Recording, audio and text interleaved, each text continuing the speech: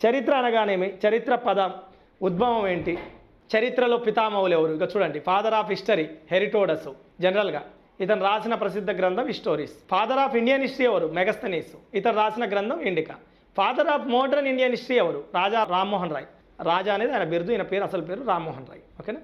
So ఇతను రాసిన గ్రంథం పేరు మోనోథియిజం. ఇట్లా అన్నట్టు చరిత్ర అధ్యయనాన్ని ఎన్ని రకాలుగా చూడవచ్చు అంటే పురావస్తు ఆధారాలు, వాజ్మయ ఆధారాలు.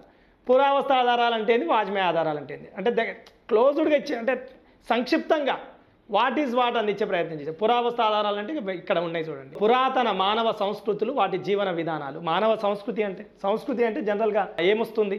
సంస్కృతి లేదా కల్చర్ అంటాం కదా, అంటే మనిషి బతికిన బతుకు, ఆయన తినే తిండి ఏంది, ఆయన తాగేది ఏంది, అంటే నీళ్లు తాగుతారు, మందు తాగుతారు. మరి అప్పట్లో మందు ఉందా? అప్పట్లో మంచిలు తాగిర్రా? మరి ఆయన వేసుకున్న బట్టలు ఏంది, ఆయన చేసిన పండుగ ఏంది, ఆయన చేసిన జాతర ఏంది, ఇది సంస్కృతి అంటాం.